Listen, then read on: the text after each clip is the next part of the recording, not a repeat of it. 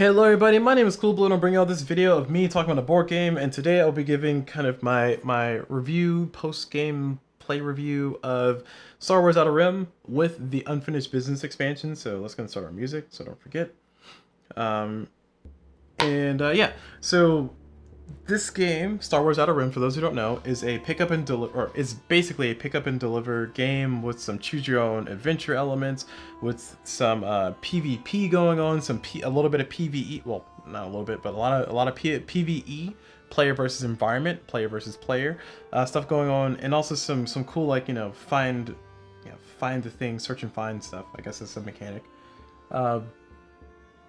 And it's all about getting your fame points, completing, doing jobs, dropping off cargo in certain locations, getting missions and completing the missions, doing your skill checks to try to make the roll for it, and a whole bunch of stuff going on that I think works very well. Also, you can do things like buy a cool little ship, and you can upgrade your ships as you go along. You can make your character better by achieving their personal goal and getting like a better ability. There's like variable player powers type stuff. There's a whole bunch going on in this game, and I just want to take a step back and just appreciate that for a moment. Just make sure that we all fully absorb and understand that that's really cool. On top of the fact that if you're a huge Star Wars fan, which I am a Star Wars casual surface level fan, so I can't put myself in that super fan category. You're gonna have a lot. You're gonna have a lot to absorb from this game, because like there's references to how characters interact. It kind of obeys the mythos, or at least the Disney mythos of Star Wars. Once again, I'm not very deep into Star Wars mythos, so I'm not sure if that statement. Sorry. Don't read too much into that statement I just said. It feeds into the Disney mythos, not the extended universe mythos. So I'm just making a statement of, based on what I see in the Disney shows, this is what Star Wars looks like. Okay, cool. All right, as long as we're clear on that. But other things like interactions, like there's this character chit that exists for Chopper, and if you're playing as Hera, who's one of the playable characters, actually, where's Hera? Is she over here? Anyway, if you're playing as Hera, one of the playable characters in the game, oh, there she is. She's up here. If you're playing as Hera, Hera Syndulla. If you're playing as Hera Syndulla and you encounter Chopper, then you can get Chopper to join your crew for free. If you're playing as Lando, oh man, I always pronounce his last name wrong. Lando Calrissian. Oof, that was a struggle. If you're playing as Lando Calrissian and then you run into W1LE, who's apparently is probably Lando's bot or droid friend. You get him for free. If you're playing as Han Solo and you encounter Chewbacca, you get him for free. There's some cool like interactions that kind of obey the rules of the universe, and that's pretty fun. You can also play as a bounty hunter in this game if you want to, so you can go around hunting players. You can play as Boba Fett. You can play as IG-88.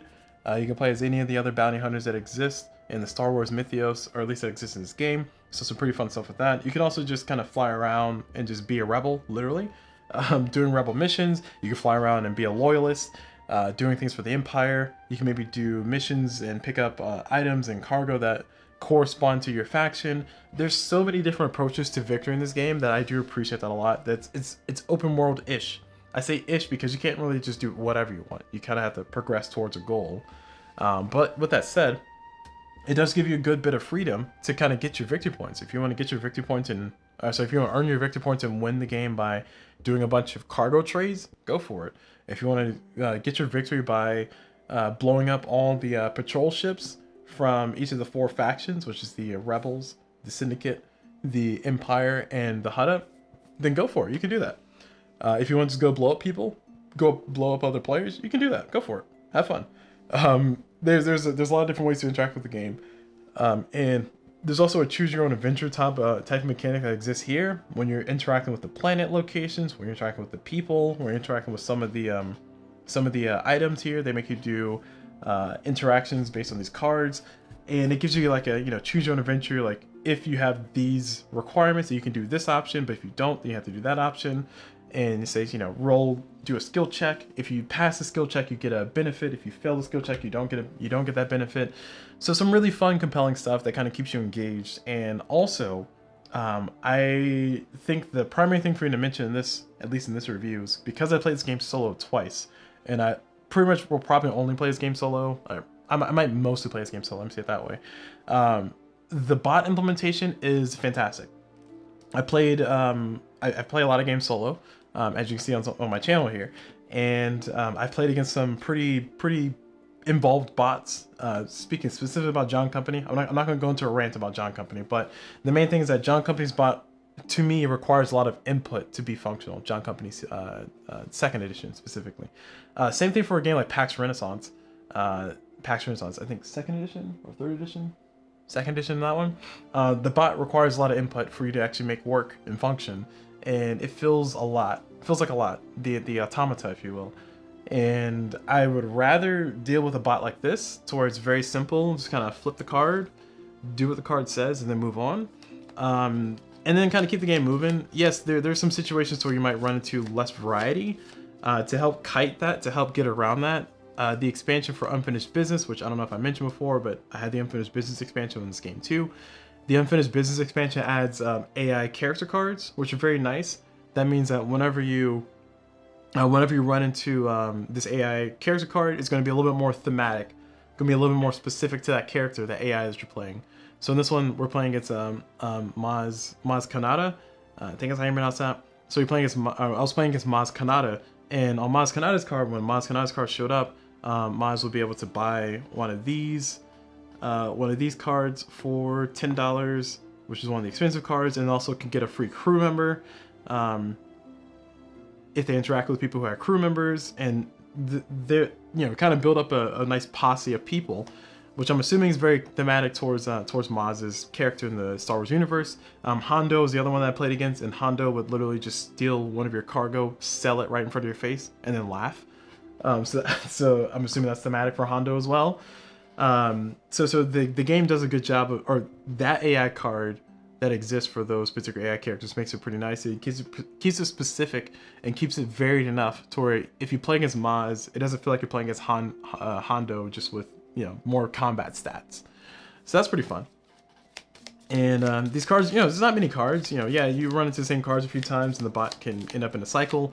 But the bot in general kind of keeps a nice pace, keeps a nice clip of pace to kind of move forward as a timer, if you will, to try to win, to try to force you to hurry up and win the game, but not too much of a timer to where you're kind of forced to put the pedal to the metal immediately and then try to win the game. You can kind of leisurely fly through the planet, maybe explore a little bit, maybe interact a little bit more, maybe go for another mission, maybe start building towards another thing. You don't have to immediately go for it. So I think the tuning on the bot is tuned pretty well. So good job, Fantasy Flight, on that, or whoever, and also whoever designed the bot for this game. And then also I do want to note that there's a variant of the bot to where you can play with two bots. Specifically, if you had the Unfinished Business expansion, you could play with one bot as the normal player and then one bot as the bounty hunter. And I'm not sure how that works because I have not played it myself. It sounds like a little bit more fiddliness that I'm really willing to deal with, at least at this current juncture right now. So that might be a fun thing to try out in the future. It's a 3-player game at that point instead of a 2-player game, with me being the player, the bot being the other player, but 3 players with me being a player and then a bounty hunter and then the normal non-bounty hunter bot doing stuff. So that could be fun. Maybe it'll give you more interaction between me and the bounty hunter, because there is a PvE element to this game, or sorry, PvP element, player versus player element to this game. So you can go around and you can hunt other players. There's bounty missions that exist. So you can, one might say, let me see if I can find. So this is the bounty. This is a bounty for Chewbacca. So this one wants you to either capture or kill Chewbacca and then return the body or return the prisoner alive to a location. If you return them alive, you get paid $18. If you kill them, you get paid $8. So that's kind of cool that you can have those bounty missions. If you want to play if you want to play Boba Fett, you can. I think Boba Fett's actually one of the characters. Let me check.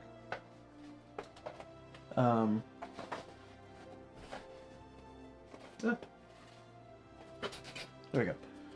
So if you want to play the characters, you can, and then kind of have fun with that. So there's a whole bunch to let's see. We got IG-88. We got Cad Bane is in here. We got Ketsu Onyo, Dr. Alpha. Oh no, there's no. Oh there it is. Yeah, you got Boba Fett. You can play Boba Fett if you really want to. So if you want to be Boba Fett, you can be Boba Fett, and you can be a bounty hunter and do bounty hunter things with your bounty hunter friends. So pretty neat stuff overall. The main takeaway with all this, the main thing I'm trying to get at though, is that there's a lot of variety, and you can play as Boba Fett, you can have the bot play as Boba Fett, and still have a nice competitive game going. The game, like I said before, is kind of tuned well enough to where you're not just gonna win the game easily. You do have to kind of move at a decent pace to make sure that you're actually keeping up, so you don't fall too far behind. And also the expansion for Unfinished Business also added the ability for you to go from here, from this side of the sector, or this side of the outer rim, to that side, at a risk, sure. So you kind of roll the dice a little bit, no pun intended, by flipping one of these cards. So you gotta be careful about that. But it gives you the option, which is one of the biggest problems that people have with the base game, to where you would, if you had to do a mission, you have to go from Lothal all the way over to Takadana for some reason, then it'll be take you forever to get over there. Whereas now you can go from here straight to there, teleport over there, go there. Oh, and then also, if you notice that these locations, especially if you're like a Star Wars hardcore fan, this is not all in the correct order, canon order, I guess, of where the planets would be. That's because you can also do a modular. This is a modular board. So if you wanted to, which is what I did on my playthrough, my second playthrough, I decided to just kind of shuffle the tiles and then just place them out.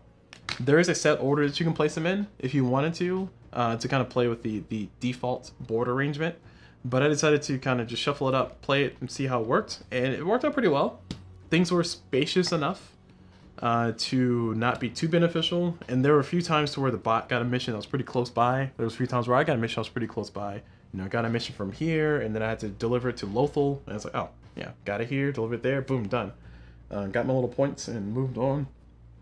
So it's not completely, it doesn't completely break the game if you do have things too close. So that's something I do appreciate, and that's something I do think is pretty fun and pretty neat about the game. Two cons that I'll mention before I end the thing with a final verdict, or final, I guess, summary.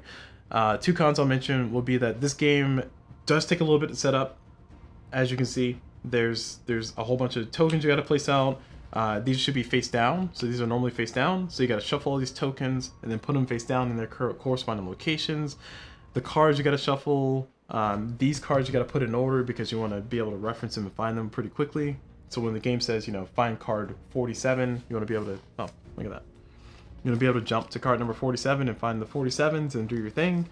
So there's a little bit of fiddliness on that, and that's unfortunate. I think it's kind of an occupational hazard with this game, to be honest. And then the second thing that I think is unfortunate for this game is that it is kind of limited in the sense that because it has a choose your own adventure element to it, once you've kind of explored all the adventure, then you kind of know what to choose in the future. So for instance, interacting with Chewbacca is a very specific interaction. There's only one card to interact with Chewbacca. If you interact with Chewbacca, it's gonna tell you to draw card 7. You read card number 7. You do what card number 7 does. If you succeed, you get Chewbacca. If you fail, you don't get Chewbacca. And it's the same thing every time. So if you know what the requirements are, you can go get the requirements before you find Chewbacca. Then find Chewbacca, get Chewbacca to join you, and it becomes this like min-max puzzle at that point. So if you don't like min-maxing puzzles, or if you don't like if you want things to kind of be fresh and new every single time you play, you might run into a little bit of a wall if you play this game very frequently, because those cards don't change. The expansion added some variety to those cards, so that was very much welcome, especially by people who have played the base game, because the base game didn't come with as much variety. I mean, it was the base game. And then also, I guess a side thing, I wouldn't necessarily call it a negative point, but the decks are, this size, which some people call sizable. Before the Unfinished Business expansion, the decks were basically half the size.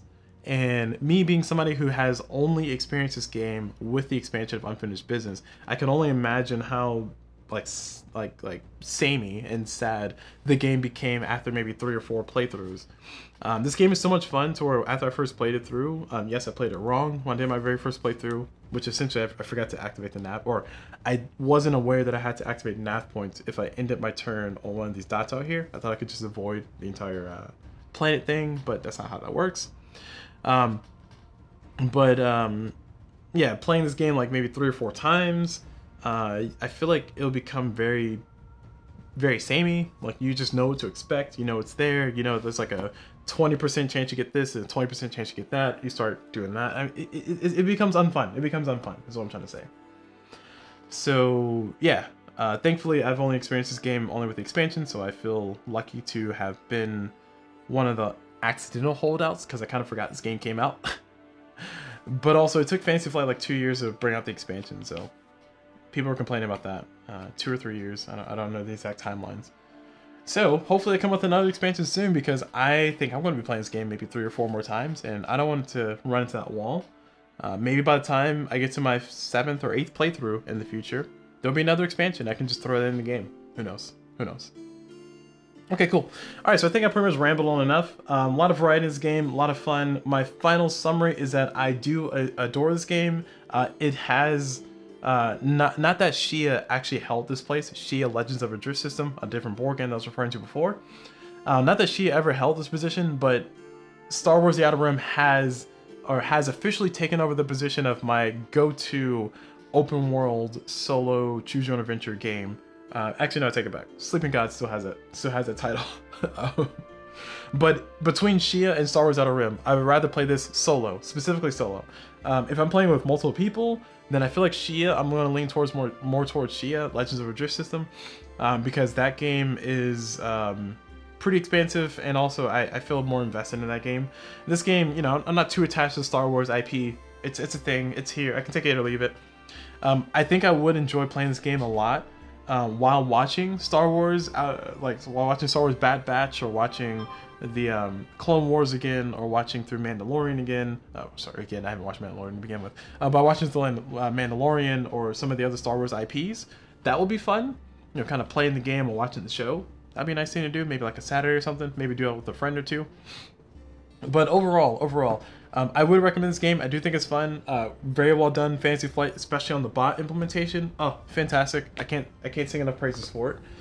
And also this element of, like, you know, dealing with the positive negatives of the faction is pretty nice. Also the ambitions that came with the expansion is pretty nice. I didn't get a chance to talk about those. Just basically like specific win conditions for you that are unique to your player. That's fun. There's a lot of different characters to play. There's a lot of variety. You can be a scoundrel. You can be... There's so much. You can make your own story. I don't think that people call this particular game Star Wars in a Box. I think that title is held onto by Star Wars Rebellion. That's Star Wars in a Box. But this one's more on the small scale, individual person level, Star Wars in a Box. So take that how you will. Take it with a grain of salt. I do prefer this over Star Wars Imperial Assault, though. Imperial Assault is fun, but it's a skirmish game at its heart. So this is more my speed of, like, you know, kind of exploring, doing stuff, and having fun. So yeah, so that is it. Thank you all very much for watching. Definitely let me know what you all think in the comments about this game. What are some things that you like? What are some things that you hate? What are some things that you're hoping for? And yeah, that's it. Thank you all very much for watching. Hope you all enjoyed it. And as always, I will see y'all whenever.